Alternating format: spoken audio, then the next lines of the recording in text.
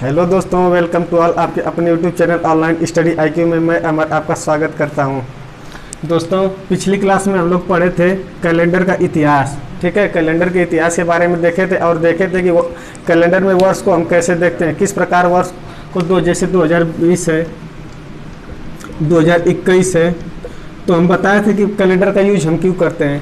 Month के लिए नहीं, हम लोग वर्ष जानने के लिए कैलेंडर का यूज करते हैं। ठीक है, और उसमें बताया थे कि इस टाइम में हम लोग कौन सा कैलेंडर देखते हैं, और जो हमारे पूर्वज थे जो 1957 के पहले जो कैलेंडर देखा जाता था उसको कौन सा कैलेंडर देखते थे वो लोग। ठीक है, तो आज हम लोग जानेंगे दिनों के बारे में। ठीक है, आज हम लोग का जो टॉपिक है दिनों के बारे में है कि हम लोग कैलेंडर में दिनों को किस प्रकार देखते हैं, उसका महत्व क्या होता है, इसके बारे में हम देखेंगे। और विषम दिनों के बारे में भी जानेंगे कि विषम दिन क्या होता है कैलेंडर में विषम दिनों का यूज क्या है, इसको विषम दिनों के मतलब उसमें डिफाइन क्या होता है। जैसे विषम दिन मान लीजिए आज 25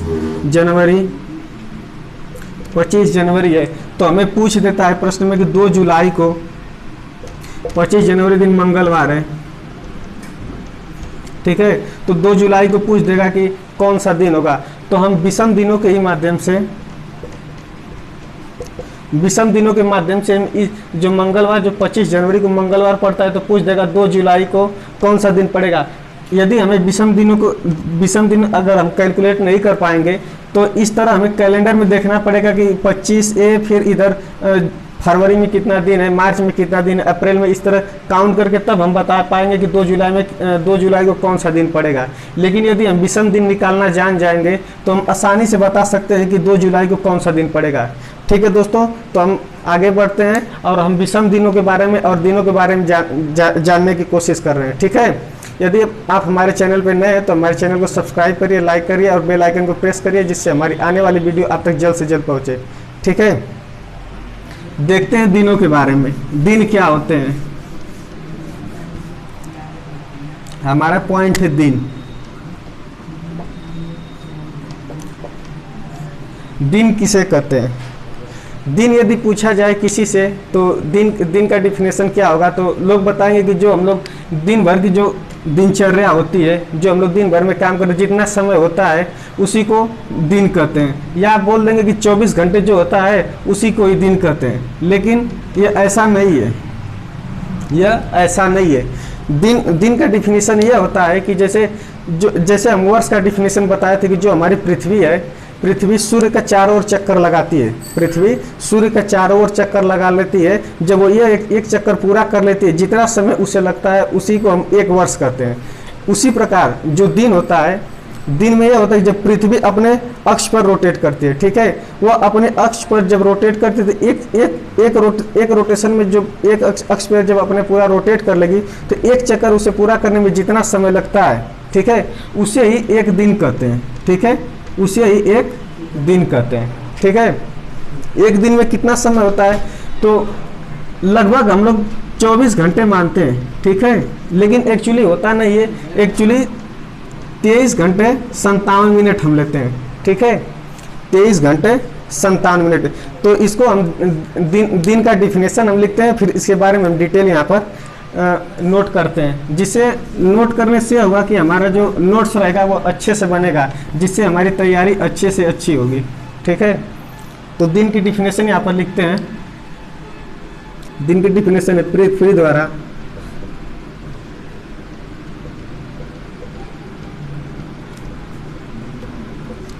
अपने अक्ष पर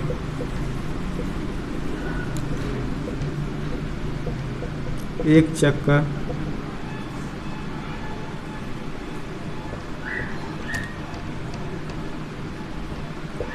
पूरा करने में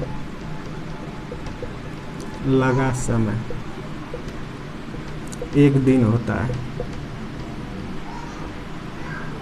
ठीक है, ये हमारा डिफिनीशन हो गया। लेकिन एक दिन में कितना घंटे होते हैं?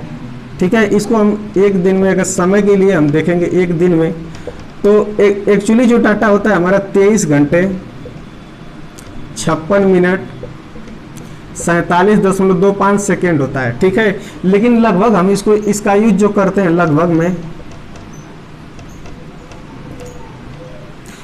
में हम इसका यूज 23 घंटे 57 मिनट करते हैं। लेकिन हम लोग कैलकुलेट में कितना लेते हैं, मतलब हम लोग 24 घंटे के लेते हैं। एक दिन में अगर कैलकुलेट मतलब जैसे जो हम लोग लेते हैं उसको हम 24 घंटा ले लेते हैं, ठीक है। कितना लेते हैं एक दिन में 24 घंटे। तो जो यहाँ पर हमारा डिफरेंस कितना होगा था, लेकिन जो एक्चुअली वैल्यू है वो 23 घंटे 57 मिनट है, लेकिन जो हम टोटल लेते हैं वो 24 घंटे लेते हैं। क्या वो यहाँ पर 3 मिनट हम लोग एक्स्ट्रा लेते हैं, क्या लेते हैं 3 मिनट एक्स्ट्रा ले लेते हैं। या इस प्रकार हम कह सकते हैं कि जो 3 मिनट होता है इससे हम उधार ले लेते हैं, ठीक है। ये 3 मिनट हम इससे क्या लेते हैं, उधार लेते हैं, क्योंकि ये 23 घंटे 57 मिनट है, यहाँ पर 24 घंटे हम लोग दिनचर्या में यूज करते हैं। तो क्या होता है 3 मिनट हम लोग ज़्यादा ले लेते हैं। इसी 3 मिनट का डिफरेंस की वजह से यही होता है कि जो हमारे मंथ होते हैं वह 30 या 31 के होते हैं, ठीक है। किसी किसी जनवरी में देखेंगे तो हमारा 31 का होगा, फरवरी 28 या 29 की होती है, और उसके बाद जो मार्च आएगा वो 31 का होगा, फिर 31 का होगा। जैसे ऐसे जो मंथ होते हैं किसी महीने में दिन ज़्यादा होंगे, किसी महीने में कम हो जाते हैं। इसी 3 मिनट की वजह से ही यह सब होता है। कैलकुलेट जब हम करेंगे तो किसी में जब यह ज़्यादा हो जाएगा तो एक दिन बढ़ जाएगा, किसी में कम होगा तो फिर वो उस महीने में दिन कम हो जाएंगे, ठीक है। तो हम यहाँ पर इसको नोट्स बनाकर लिख लेते हैं।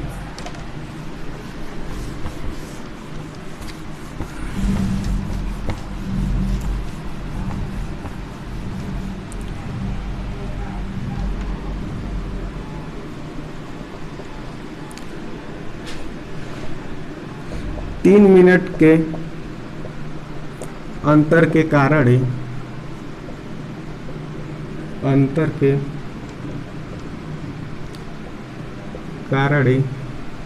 महीनों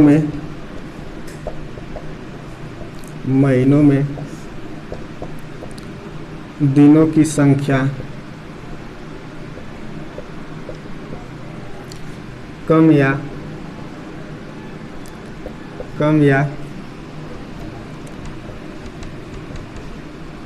अधिक होती है, ठीक है।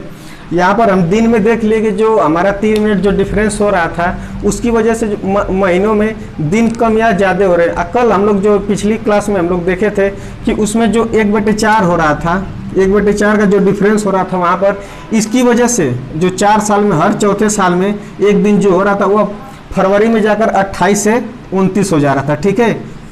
तो समय का बहुत महत्वपूर्ण योगदान कैलेंडर में दिखाता है कि यहाँ पर 3 मिनट की वजह से यहाँ पर महीनों में दिनों की संख्या कम बेसी हो जा रही है, और यहाँ पर 1/4 मतलब लगभग 6 घंटे की वजह से 4 साल में एक दिन ज़्यादा हो जा रहा है, ठीक है।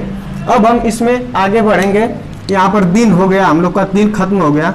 अब हम विषम दिन निकालना सीखेंगे, ठीक है।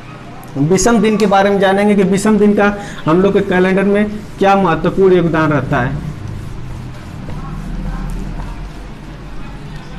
विषम दिन हफ्ते में हम लोग के 7 दिन होते हैं, ठीक है, मंडे से संडे तक, ठीक है, 7 दिन होते हैं। लेकिन मंडे से संडे होता है, 7 दिन होता है, ठीक है। हमारे मतलब हम लोग एग्जाम में पूछ देता है कि 25 वर्षों में कितने विषम दिन होंगे, 25 वर्षों में कितने विषम दिन होते हैं। तो विषम दिन यदि हम निकालना नहीं सीखेंगे तो हम इसका आंसर नहीं बता पाएंगे। और यह भी पूछ देता है कि साधारण वर्ष में कितने विषम दिन होंगे, शताब्दी वर्ष में कितने विषम दिन होंगे, और लीप वर्ष में कितने विषम दिन होंगे। तो इसका महत्वपूर्ण विषम दिन का महत्वपूर्ण बहुत ज़्यादा हम लोग के कैलेंडर चैप्टर में पढ़ता है, इसीलिए हम लोग अब विषम दिन निकालना सीखेंगे, ठीक है। देखते हैं हम विषम दिन के बारे में।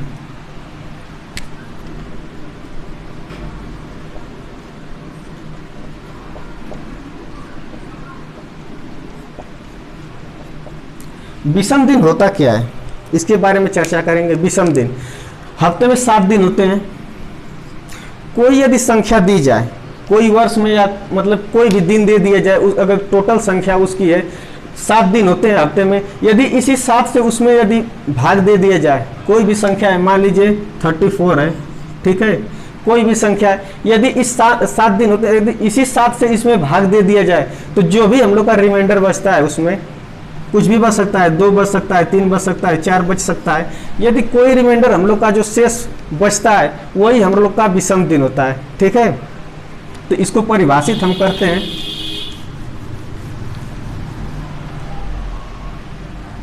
विषम दिन को परिभाषित करते हैं किसी संख्या में, किसी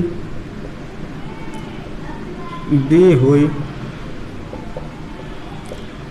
संख्या में यदि 7 से भाग दे दिया जाए, 7 से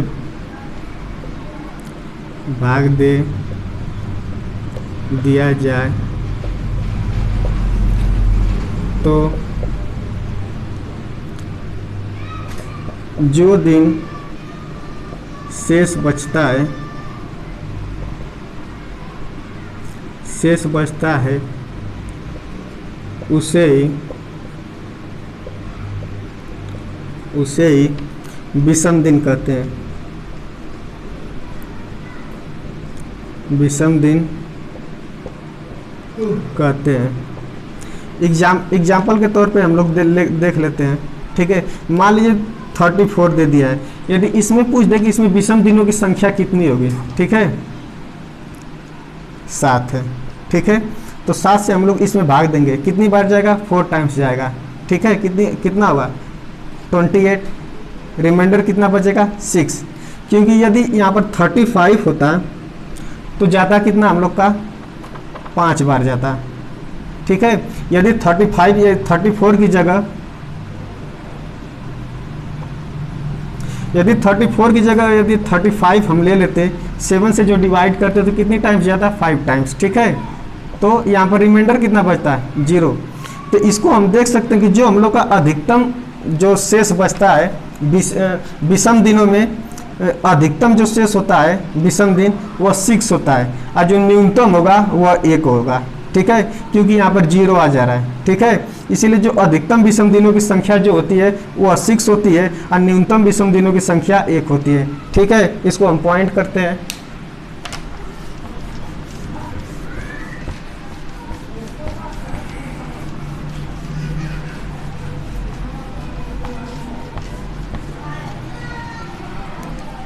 दिन कौन से हैं? Monday, Tuesday, Wednesday, Thursday, Friday, Saturday, Sunday. ठीक है, ये दिन हो गए। अब नोट्स में हम बताए थे विषम दिनों की संख्या, अधिकतम विषम दिनों की संख्या कितनी बताए थे 6।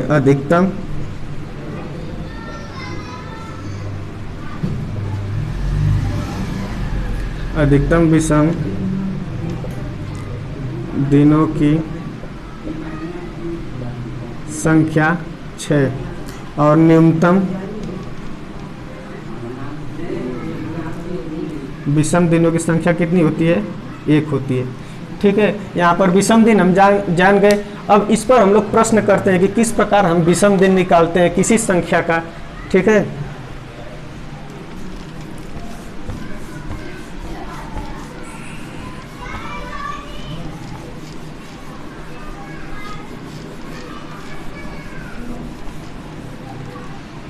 यहाँ पर दे देता है 31 में, क्वेश्चन दे देगा 31 में विषम दिनों की संख्या बताइए। दिनों की संख्या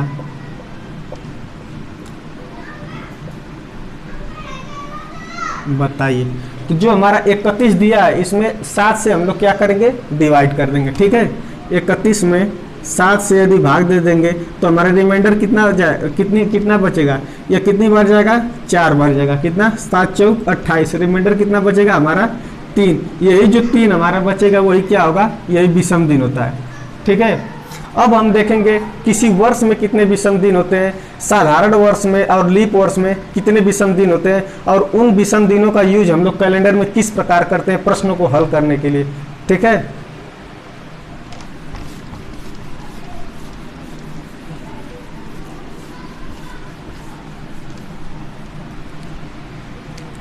साधारण वर्ष में विषम दिन,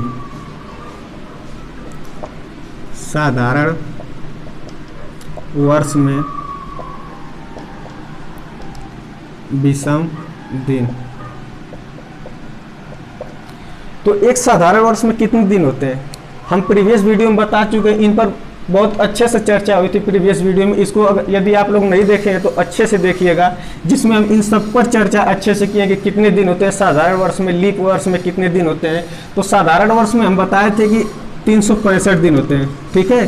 कितने होते हैं? 365 दिन। अब इसमें पूछ रहा है विषम दिन कितने होते हैं, इसमें विषम दिन कितने होते हैं। तो अब 365 में हम क्या करेंगे, 7 से भाग दे देंगे, ठीक है। 365 में यदि हम 7 से भाग देंगे यहाँ पर तो कितना जाएगा, 5 टाइम्स जाएगा, ठीक है।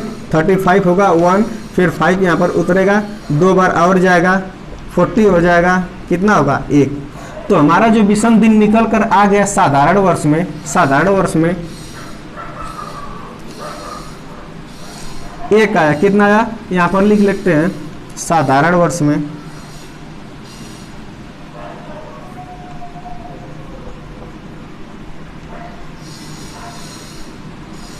विषम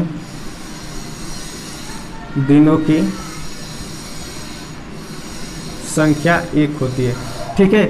अब इस 1 का वैल्यू हम देखते हैं कि यह कैलेंडर में क्या प्रभाव डालता है, ठीक है। जो साधारण वर्ष में जो विषम दिन हमारा जो 1 निकल कर आया है, अब इसको हम देखते हैं कि हमारे कैलेंडर में क्या प्रभाव डालता है, ठीक है।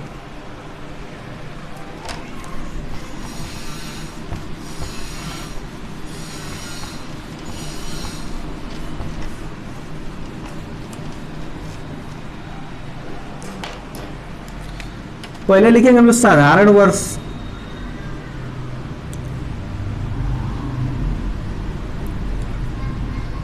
साधारण वर्ष लिख लेते हैं। कौन कौन से साधारण वर्ष है, कल हम बताए भी थे कि जो ईयर 4 से यदि डिवाइड हो रहा है, ठीक है, जो 4 से डिवाइड होगा वह क्या होगा, लीप वर्ष होगा। क्या होगा, लीप वर्ष होगा। और जो 4 से डिवाइड नहीं होगा वह होगा साधारण वर्ष, ठीक है। तो यहाँ पर लिख लेते हैं साधारण वर्ष जो 4 से डिवाइड नहीं हो रहा है। एग्जाम्पल में लिख लेते हैं, जैसे 2015 हो गया, 2017 हो गया, 2019 हो गया, ठीक है। ये तो साधारण वर्ष हमारे हो गए। अब इसका कैलेंडर में हम प्रभाव देखते हैं क्या है, ठीक है।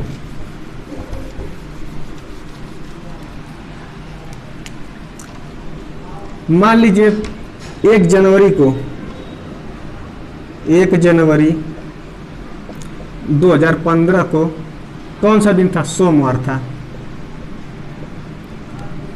ठीक है। फिर हमसे पूछ देगा कि 31 दिसंबर, ये प्रथम दिन है वर्ष का, और लास्ट दिन का पूछ देगा 31 दिसंबर 2015 को कौन सा दिन पड़ेगा, ठीक है। या इसमें यह भी पूछ सकता है कि 1 जनवरी 2016 को कौन सा दिन पड़ेगा, ठीक है। तो इसका आंसर निकालने के लिए हम यहाँ पर देख चुके हैं साधारण वर्ष में विषम दिन कितने निकाले थे हम, विषम दिन कितना निकाले थे, 1, ठीक है। विषम दिन हम लोग एक निकाले थे। तो यहाँ पर देखते हैं 1 जनवरी 2015 को कौन सा दिन है, सोमवार। हमसे क्या पूछ रहा है, 31 दिसंबर 2015 को कौन सा दिन होगा, या 1 जनवरी 2016 को कौन सा दिन होगा। तो जो विषम दिन, जो साधारण वर्ष 1 वर्ष था उसमें 1 विषम दिन आया है, ठीक है। तो यदि 1 जनवरी 2016 को पूछेगा तो यही जो विषम दिन है, ठीक है, यही जो हमारा विषम दिन निकल कर आए। पहले हम यहाँ पर देख लेंगे कि यह साधारण वर्ष है या लीप वर्ष, ठीक है। तो यहाँ पर हम देख चुके हैं कि यह साधारण वर्ष है और हमसे पूछ रहा है 31 दिसंबर 2015, मतलब इसी साल के 2015 जो है इसका अंतिम दिन कौन सा होगा, या इसके 1 साल बाद जो 1 जनवरी आएगी 2016 में, उस दिन कौन सा दिन पड़ेगा। तो जो हमारा विषम दिन निकल कर आया है उसी में हम 1 दिन यहाँ पर ऐड कर लेंगे। तो जो दूसरा साल हम लोग का आएगा इसके बाद 2015 के बाद जो 2016 पूछा है, तो इसमें यही 1 दिन ऐड करेंगे तो सोमवार से हम लोग का आ जाएगा मंगलवार, ठीक है। यदि 1 जनवरी 2015 को सोमवार पड़ेगा तो निश्चित है कि 1 जनवरी 2016 को, यहाँ पर 1 जनवरी 2015 को सोमवार पड़ेगा तो 1 जनवरी 2016 को मंगलवार ही पड़ेगा, ठीक है। यह निश्चित है, क्योंकि जो यह 1 यहाँ पर ऐड किए हैं, यहाँ पर जो 1 विषम दिन साधारण वर्ष में निकल कर आ रहा है वही इसमें यह जुड़ेगा। और इसको बताने के लिए 31 दिसंबर 2015 को यदि लीप वर्ष का जो प्रथम दिन, साधारण वर्ष का जो प्रथम दिन होता है, ठीक है, साधारण वर्ष का जो प्रथम दिन होता है वही दिन हमारे 31 दिसंबर मतलब जो आखिरी दिन होता है उस वर्ष का, वही दिन सेम टू सेम यहाँ पर भी होता है। ठीक है, तो इस प्रकार से हम देख रहे हैं कि 1 जनवरी 2015 को सोमवार था, तो 31 दिसंबर 2015 को भी सोमवार ही होगा। ठीक है, क्या होगा? सोमवार ही होगा।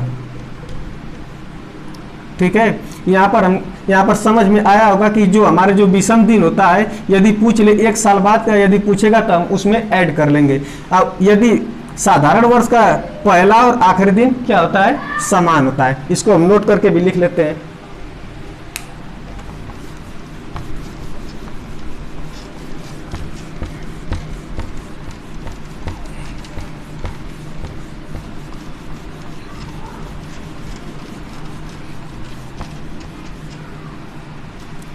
नोट करके लिख लेते हैं कि साधारण वर्ष का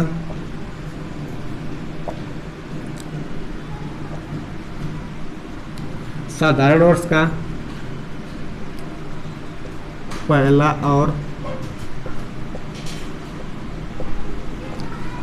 आखिरी दिन समान होते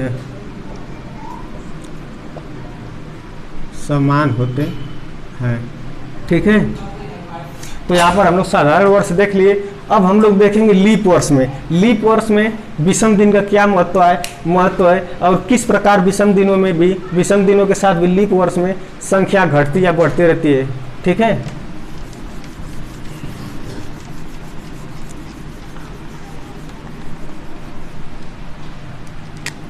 तो यहाँ पर देखते हैं लीप वर्ष। इसको इंग्लिश में भी लीप वर्ष ही बोलते हैं और हिंदी में इसको बोलते हैं अधिवर्ष। क्या बोलते हैं? अधिवर्ष। कहीं कहीं हिंदी में भी प्रश्न पूछ देता है कि एक अधिवर्ष में कितने दिन होते हैं। ठीक है, तो हम कल चर्चा कर चुके हैं कि एक लीप वर्ष में कितने दिन होते हैं। एक लीप वर्ष में हम देख चुके हैं कि 366 दिन होते हैं। ठीक है, अब इसमें हमें निकालना है विषम दिन। ठीक है, तो विषम दिन निकालने के लिए हमें पता है कि इसमें 7 से क्या करेंगे? भाग देंगे। तो इसमें हम 366 में यदि 7 से भाग देंगे तो कितनी बार जाएगा? ठीक है, 5 बार जाएगा। कितना बचेगा? 1 और 6, 2 बार जाएगा। तो यहाँ पर हम देख रहे हैं कि विषम दिन कितने निकल कर आ गए? विषम दिन 2। कितना निकल कर आए? विषम दिन। और यही साधारण वर्ष में कितना विषम दिन था? 1 था। कितना था? 1 था। यहाँ पर नोट में लिख लेते हैं, लीप वर्ष में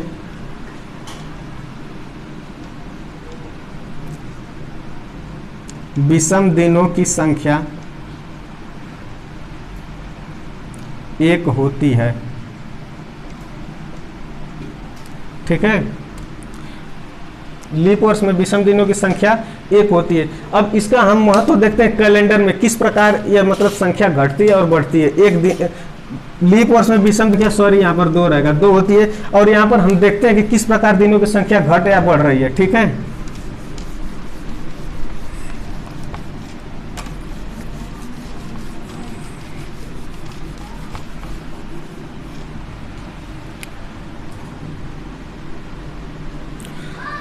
तो लीप वर्ष कौन से होंगे? जो 4 से क्या होंगे? जो 4 से विभाजित होंगे।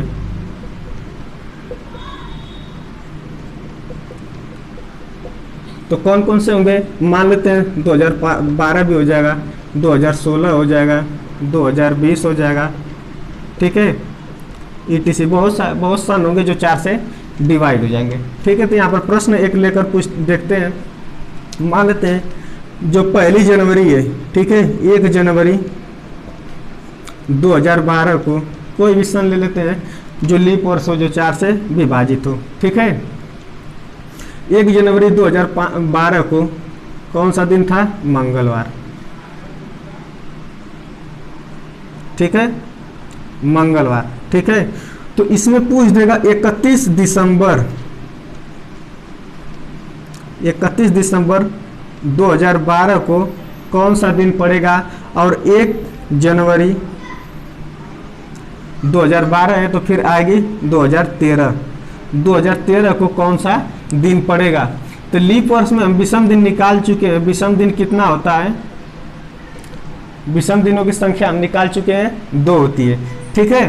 तो साधारण वर्ष में जिस प्रकार हम बताए थे कि जो भी दिन दिया रहेगा, ये जितना विषम दिन है लीप वर्ष का या साधारण वर्ष का, यदि 1 जनवरी 2012 को पूछ रहा है, यदि उसमें फिर पूछ देगा साल भर बाद, 1 साल का गैप करके, यदि उसी दिन का पूछेगा कि इसी दिन कौन सा दिन पड़ेगा, तो जो हमारा विषम दिन है, ठीक है, जो हमारा विषम दिन है इसी में ऐड कर लेते हैं, तो यही हमारा आंसर आ जाएगा, ठीक है। तो जिस प्रकार 1 जनवरी 2012 को मंगलवार है, तो 1 जनवरी 2013 को पूछ रहा है कि कौन सा दिन पड़ेगा, ठीक है, कौन सा दिन पड़ेगा, तो इसमें 2 दिन ऐड कर देंगे, तो जो 2 दिन ऐड करने के बाद जो भी दिन आएगा वही हमारा क्या होगा, 1 जनवरी 2013 को वही दिन उस दिन पड़ेगा। तो इसमें 2 दिन ऐड करेंगे तो हमारा आ जाएगा बृहस्पतिवार, ठीक है। कौन सा दिन आएगा, बृहस्पतिवार। लेकिन हमें पूछ रहा है कि 31 दिसंबर 2012 को कौन सा दिन पड़ेगा, ठीक है, 31 दिसंबर 2012 को कौन सा दिन पड़ेगा। यदि यह साधारण वर्ष होता तब तो सेम होता, मंगलवार की जगह मंगलवार ही दोनों दिन होते, लेकिन इसमें क्या है, लीप वर्ष है। लीप वर्ष में इसमें क्या होगा, 1 दिन का गैप हो जाएगा। मंगलवार है तो यहाँ पर क्या होगा, 1 दिन का गैप होगा, इसमें कितना होगा, बुधवार होगा,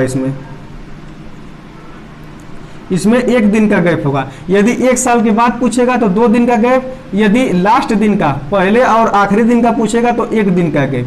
कितना दिन होगा, 1 दिन का गैप होगा। यह 1 दिन का गैप क्यों हो रहा है, यह 1 दिन का गैप क्यों हो रहा है, इसको हम देखते हैं। यह 1 दिन का गैप क्यों हो रहा है, 1 दिन का गैप इसलिए हो रहा है कि जो साधारण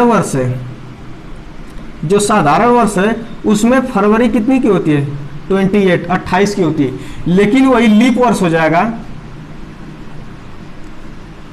लीप वर्ष में फरवरी कितनी की होती है, 29 की।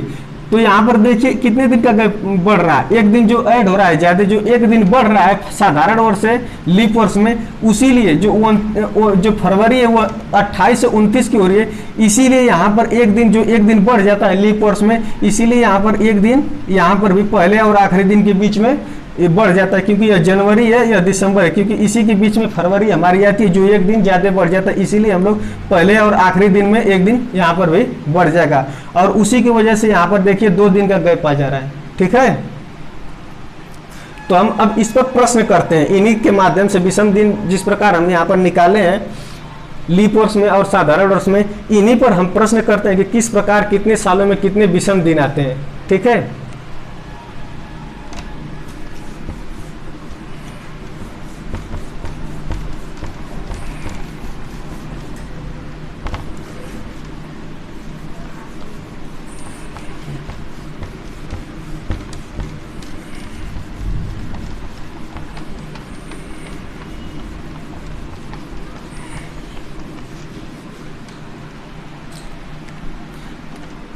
प्रश्न पहला है, 25 वर्षों में कितने विषम दिन होंगे, ठीक है।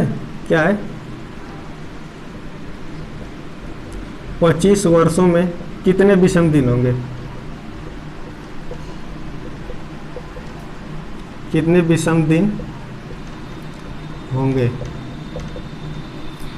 हम इसके पहले बताए थे दिनों में विषम दिन निकालना, दिन में जितना भी दिन दिया है, मान लीजिए 200 दिया है, 300 दिया है, उसमें विषम दिन निकालने के लिए हम लोग क्या बताए थे कि 7 से हम सिर्फ भाग दे देंगे, तो जितना हमारा रिमाइंडर बचेगा, जितना शेष बचेगा, उसमें हम उसी को, जो रिमाइंडर हमारा बचेगा वही विषम दिन होगा। लेकिन अब इसमें क्या पूछ रहा है, वर्ष में, मतलब 25 सालों में, 25 वर्षों में हमारे विषम दिन कितने होंगे। तो यहाँ पर हम पहले ही बता चुके हैं, साधारण वर्ष और लीप वर्ष के बारे में बताए हैं। तो यहाँ पर यदि हम इसमें लीप वर्ष पहले इसमें पता करेंगे कि इसमें कितने साधारण वर्ष हैं, कितने साधारण वर्ष हैं और कितने लीप वर्ष हैं, ठीक है। हमारा जो पहला काम होगा, यदि वर्षों में विषम दिन निकालना है वर्षों में, यदि वर्ष में पूछा है तो इसमें हमारा जो पहला काम होगा, इसमें पहले हम लोग क्या करेंगे, साधारण वर्ष और लीप वर्ष निकालेंगे कि जो 25 सालों में हमारे कितने साधारण वर्ष हैं और कितने लीप वर्ष हैं। इसको निकालने की जो भी वर्ष दिया रहेगा, हम पहले भी साधारण वर्ष और लीप वर्ष निकालना हम बताएं कि 4 से यदि डिवाइड करेंगे, जो भी डिवाइड हो जाएगा, ठीक है, तो वो हमारा लीप वर्ष होगा, और जो डिवाइड नहीं होगा 4 से वो हमारा साधारण वर्ष होगा। तो पूछा कितना है, 25 सालों का, ठीक है। तो 1 से कितना है, 25 सालों के, 25 सालों में इसमें हम इसमें देखेंगे कि 4 से डिवाइड कौन है, ठीक है। तो यहाँ पर हमारा होगा 4, 8, 12, 16, 20, 24 कितना हो रहा है, कितना हो रहा है 1 2 3 4 5 6 कितना हो रहा है हमारा लीप वर्ष कितना आ गया, जो 4 से डिवाइड हो गया, कितना लीप वर्ष आ गया हमारा 6। तो हमारा साधारण वर्ष कितना होगा, जो 6 लीप वर्ष आ गया तो साधारण वर्ष हमारा बचा 19। ठीक है, साधारण वर्ष हमारा कितना बच गया 19। यदि इतना हम अगर यदि नहीं लिखना चाहते हैं तो हम सिंपल से यहाँ पर करेंगे, जितना भी वर्ष दिया रहेगा, ठीक है, कितना दिया है 25 वर्ष दिया है, उसमें हम क्या करेंगे सीधे 4 से भाग दे देंगे। ठीक है, क्या करेंगे 4 से भाग दे देंगे। यदि हमें इतना कौन जाएगा पेपर में लिखने, ठीक है, तो हमें जल्द से जल्द करने के लिए जितना वर्ष दिया रहेगा 25 वर्ष दिया है तो हम क्या करेंगे इसमें डायरेक्ट 4 से भाग देंगे। जितनी बार जाएगा, कितनी बार जाएगा 6 बार जाएगा। ठीक है 24। इसके बाद हमें देखना है जितनी बार जाएगा यह उतना ही हमारा लीप वर्ष होगा, क्योंकि 4 से देखिए 25 6 बार गया है ना, तो जो जितनी बार जाएगा देखिए 6 आया यहाँ पर भी 6, उतना ही लीप वर्ष हमारा हो जाएगा। अब इसमें हमें निकालना है विषम दिन कितने होंगे। ठीक है, तो विषम दिन, तो यहाँ पर देखिए साधारण वर्ष में कितने विषम दिन होते हैं 1, साधारण वर्ष में हम बताएं कितने विषम दिन होते हैं 1, और लीप वर्ष में कितने विषम दिन होते हैं 2। ठीक है, तो हम यहाँ पर क्या करेंगे 25 वर्ष में निकालना है हमें, तो जो साधारण वर्ष है उसमें जितने विषम दिन होते हैं उसमें मल्टीप्लाई करेंगे, और लीप वर्ष जितना आया है उसमें कितने विषम दिन होते हैं उसका इसमें मल्टीप्लाई करेंगे। तो कैसे करेंगे 19, साधारण वर्ष में कितने विषम दिन होते हैं 1, इसका मल्टीप्लाई करेंगे, प्लस लीप वर्ष कितना है हमारा 6, इसमें कितने विषम दिन होते हैं 2। ठीक है, तो 6 गुणे 12, और ये तो हमारा दिन आ गया, तो इसमें विषम दिन निकालने के लिए हम क्या करते हैं 7 से भाग दे देते हैं। ठीक है, तो हमारा कितना हो जाएगा 19 प्लस 12 बटे 7 कितना हो गया 31 बटे 7। अब 31 में हम 7 से भाग दे देंगे, 31 में यदि हम 7 से भाग देंगे तो कितनी बार जाएगा 4 बार जाएगा 28, रिमाइंडर हमारा कितना बचा 3। तो जो हमारा विषम दिन होगा 25 वर्षों में, 25 वर्षों में जो हमारा विषम दिन निकल कर आएगा वो होगा 3। ठीक है, 25 वर्षों में हमारा 3 दिन विषम होगा। तो अब यहाँ तक आप लोगों को समझ में आ गया। इसमें अब हम आप लोगों को बताएंगे शताब्दी वर्ष में कितने विषम दिन होते हैं, शताब्दी। ठीक है, शताब्दी वर्ष में कितने विषम दिन होते हैं। शताब्दी वर्ष में भी हमारा आएगा साधारण शताब्दी वर्ष, लीप शताब्दी वर्ष, उसमें कितने विषम दिन होंगे, और उसमें किस प्रकार किस दिन कौन सा दिन आएगा, उसमें आगे भी पूछ देगा कि इतना मान लीजिए 24 दिसंबर कोई भी सन दे दिया हो, फिर उसमें पूछ देगा डेट भी चेंज, मंथ भी चेंज, ईयर भी चेंज, तो उस हिसाब से कौन सा दिन उसमें आएगा ये अब आप लोगों को नेक्स्ट क्लास में बताएंगे। यदि आप लोगों को हमारी वीडियो अच्छी लग रही है तो चैनल को सब्सक्राइब करिए, लाइक करिए, बेल आइकन को प्रेस करिए, जिससे हमारी आने वाली वीडियो आप तक जल्द से जल्द पहुंचे। Thank you.